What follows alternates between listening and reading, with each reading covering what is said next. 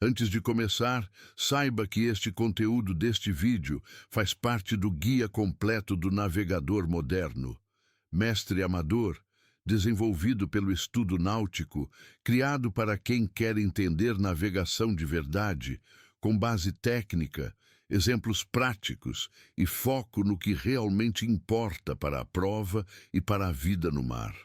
Se você é arraiz-amador e quer evoluir com segurança e responsabilidade, esse conteúdo é para você. Deixe seu like e compartilhe para ajudar o canal a crescer.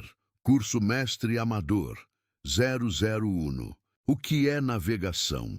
Ela é definida como a ciência e a arte de conduzir com segurança um navio ou embarcação de um ponto a outro da superfície da Terra. Altineu Pires Miguens. É considerada uma ciência, pois envolve o desenvolvimento e utilização de instrumentos de precisão, alguns extremamente complexos, métodos, técnicas, cartas, tábuas e almanaques. É também uma arte, pois envolve o uso adequado dessas ferramentas sofisticadas e, principalmente, a interpretação das informações obtidas. Quais são os tipos e métodos de navegação? Tipos de navegação são três. A. Navegação oceânica. É a navegação ao largo, em alto mar, normalmente praticada a mais de 20 milhas da costa. B. Navegação costeira. É a navegação praticada próxima à costa, em distâncias que, normalmente, variam entre 20 e 3 milhas da costa. C. Navegação em águas restritas.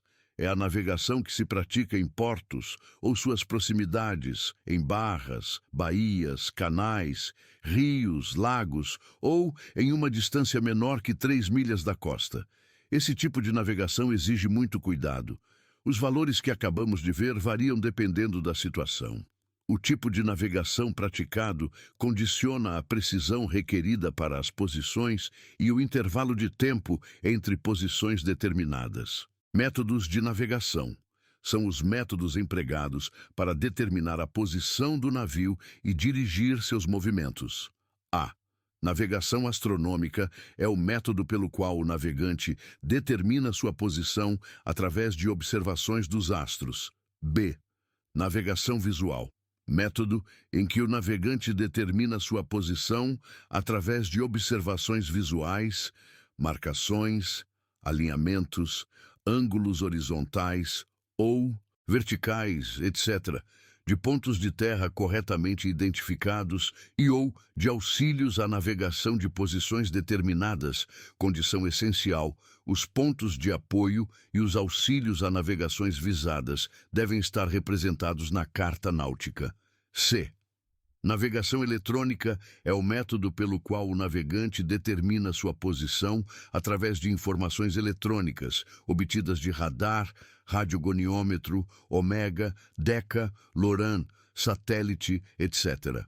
D. Navegação estimada é o método aproximado de navegação, através do qual o navegante executa a previsão da posição futura do navio, partindo de uma posição conhecida e obtendo a nova posição, utilizando o rumo, a velocidade e o intervalo de tempo entre as posições. E navegação inercial é o método pelo qual a posição, a velocidade e a orientação de uma embarcação são determinadas a partir de medições internas de aceleração e rotação, sem uso de referências externas, estando sujeita a erro acumulativo ao longo do tempo. Navegação, paralelos, meridianos e coordenadas geográficas. Qual é a forma da Terra? Desde a antiguidade, um dos grandes desafios dos sábios foi compreender a estrutura do universo e, antes disso, conhecer o próprio planeta. O conhecimento geográfico era limitado, pois as grandes viagens terrestres e marítimas ainda eram raras e as distâncias percorridas pelos povos antigos eram relativamente pequenas quando comparadas à dimensão real da Terra. Ainda assim, o sistema de coordenadas geográficas que utilizamos atualmente teve suas bases lançadas na Grécia Antiga. No século III a.C., Eratóstenes de Cirene não apenas admitiu a esfericidade da Terra, como também realizou uma estimativa notavelmente precisa de sua circunferência. Já no século II a.C., Hiparco de Niceia introduziu a ideia de uma rede de paralelos e meridianos, dividindo a circunferência terrestre em 360 graus. No século II d.C., Cláudio Ptolomeu, em sua obra Geografia, consolidou o uso das latitudes e longitudes, construindo mapas a partir de relatos de viajantes e estabelecendo fundamentos que influenciaram a cartografia por mais de 1000 anos. A concepção da Terra como um corpo esférico foi defendida de forma sistemática por Aristóteles de Estágira, 384-322 a.C., com base em observações empíricas, como a sombra projetada pela Terra durante eclipses lunares e a variação da posição das estrelas conforme a latitude do observador. Outros pensadores, como Anaximandro de Mileto, século VI a.C., também contribuíram para o avanço da representação do mundo conhecido, elaborando mapas primitivos e instrumentos astronômicos. Durante a Idade Média, ao contrário do que sugere o senso comum, o conhecimento erudito manteve a noção da esfericidade da Terra, herdada da tradição greco-romana. A ideia de uma Terra plana pertence mais ao imaginário popular moderno do que ao pensamento científico medieval. No século XVII, com o avanço da ciência moderna, surgiu um refinamento desse modelo. Isaac Newton, 1643-1727, propôs que a Terra não seria uma esfera perfeita, mas sim um esferoide oblato, achatado nos polos devido à rotação.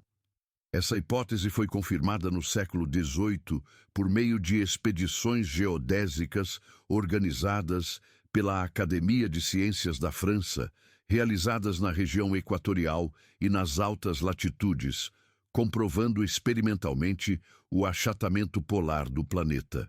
Conhecimentos básicos sobre a Terra. Esses estudos consolidaram a base científica do sistema de coordenadas geográficas e da navegação moderna, que até hoje se fundamentam nos conceitos de paralelos, meridianos, latitude, longitude e na forma real da Terra. Na realidade, a superfície topográfica da Terra, devido aos seus desníveis e superfície irregular, não tem representação matemática. Então, formulou-se o termo geoide e, posteriormente, elipsoide, mas como a diferença entre o formato elipsoide para o esférico é muito pequeno, foi adotado o termo esferoide nos cálculos de navegação astronômica e em muitos outros trabalhos astronômicos. Agora que já vimos como os povos antigos tentaram compreender a forma da Terra, vamos conhecer melhor o nosso planeta. A Terra é o terceiro planeta mais próximo do Sol e o quinto maior do Sistema Solar. Sua forma não é uma esfera perfeita. Para fins científicos e de navegação, dizemos que a Terra possui a forma de um geoide, ou seja, uma forma irregular que acompanha as variações do campo gravitacional. Para cálculos práticos, essa forma é aproximada por um elipsoide, levemente achatado nos polos. Raio equatorial, 6.378,1. Raio polar, 6.356,8 km. Essa diferença ocorre devido à rotação da Terra, que provoca o achatamento nos polos. Se você gostou do conteúdo, inscreva-se no canal e acompanhe nossas videoaulas, onde os temas são explicados de forma clara, técnica e conectada à prática da navegação. Compartilhe este vídeo para que mais navegadores tenham acesso a ensino náutico de qualidade.